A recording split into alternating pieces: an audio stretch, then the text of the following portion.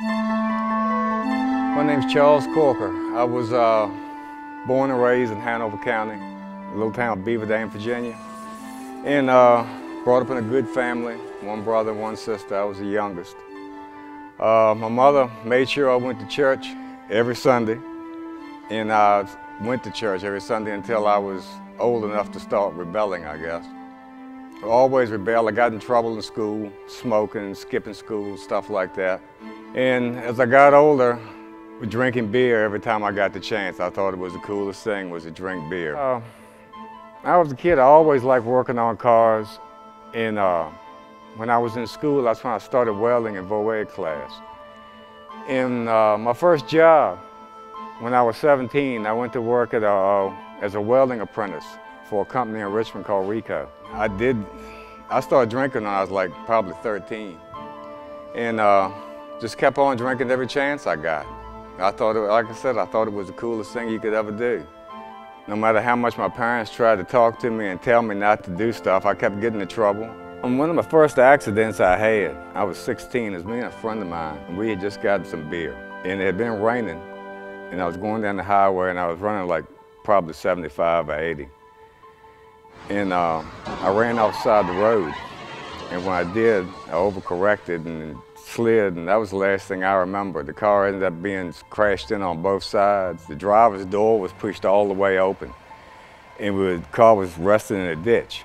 Well, I didn't know because my buddy found me. I was hanging halfway with the car, and my head was underwater in the ditch.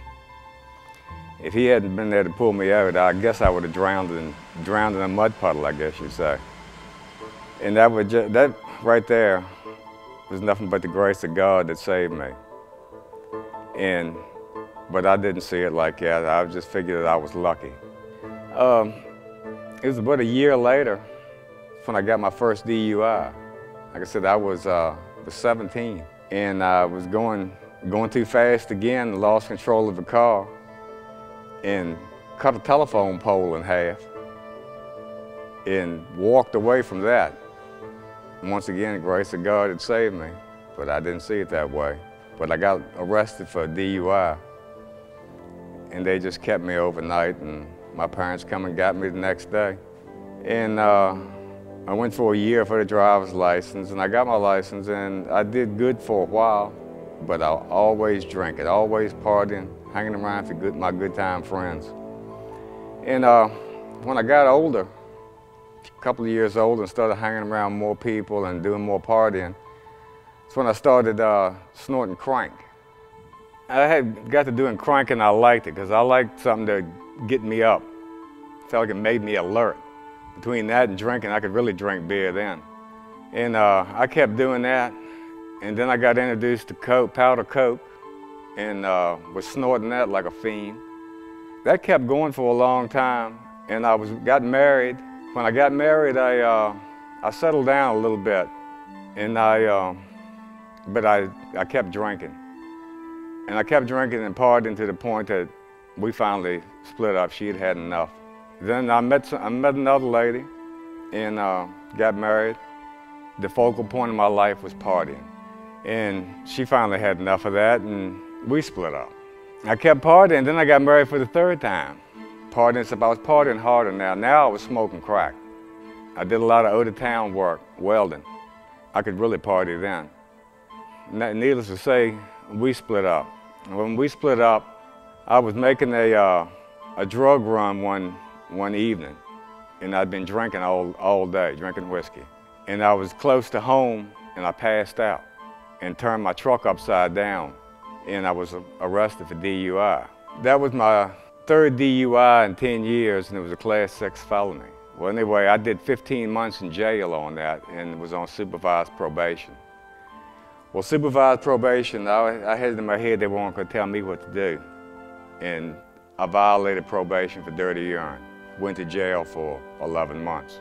Got out, did the same thing again, still smoking crack and drinking, just getting worse and worse. Just didn't care. And ended up violated again. But when I violated that time, the judge ordered me to a 6-month program. I went to the program at the Salvation Army for 6 months, and got my driver's license back and was feeling good about myself. I got more spiritually motivated and I felt closer to the Lord. And one weekend and in one night's time, I started smoking cigarettes again, started drinking again, and started smoking crack, all in the same night. And this was my lowest I ever went. And needless to say, I was avoiding the probation officer. I was ducking them. I had to leave the house I was living in, and I was moved to, I was living in a motel. I had gotten to the lowest of lows. I didn't have any money. I got up one morning, it was time for me to leave the motel. I was owed money. I had nowhere to go. My truck was gone. I didn't have that anymore. I had burnt so many bridges. I didn't really have anybody that I could turn to, and I was really too ashamed to turn to anybody. But one day,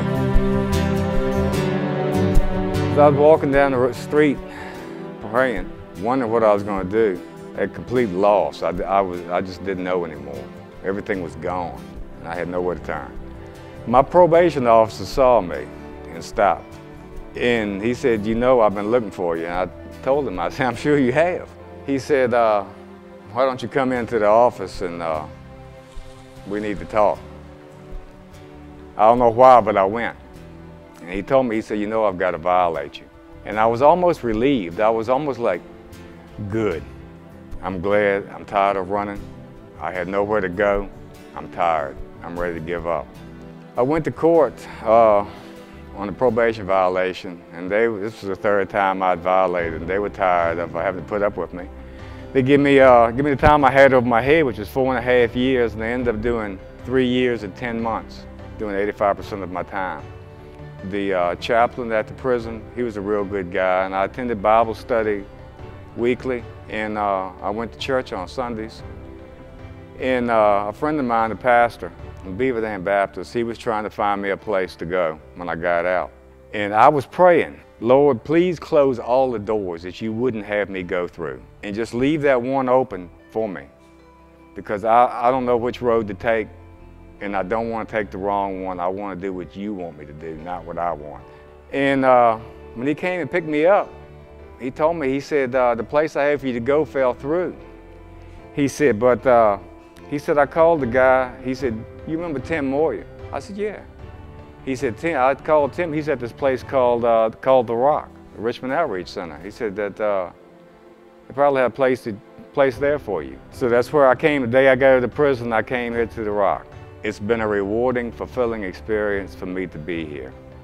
When I first came here to The Rock, the day I came here, I was brought over here to the garage. And this is what I've done most of my life, between mechanic work and welding. That's what I've done.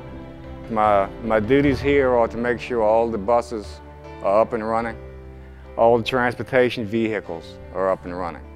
It was just God's will that I had got this job, because He put me where He knew I'd like to be, what I'd like to do. This has been a rewarding experience for me.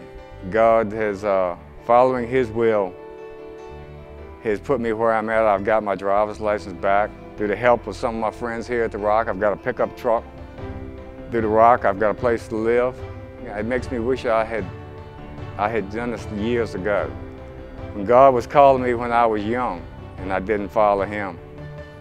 But I can't look at the past, I just look ahead to the future. But I knew it was God's will for me to come here, and God's will for me to be here. And it's His will that I want done.